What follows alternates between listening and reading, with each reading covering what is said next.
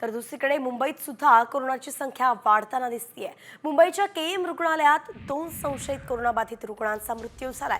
मात्र दोन्ही रुग्णांचा मृत्यू हा कोरोनामुळे झाला नाही, त्यांना सहव्याधी होती आणि त्यामुळेच त्यांचा मृत्यू झालाय असं स्पष्टीकरण केएम रुग्णालय प्रशासनाने दिलंय।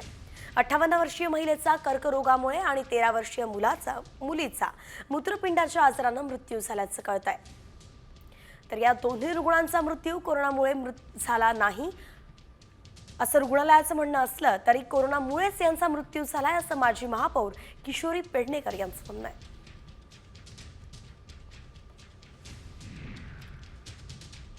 भारतात कोविड-19च्या नव्या प्रकरणांची नोंद झालेली आहे।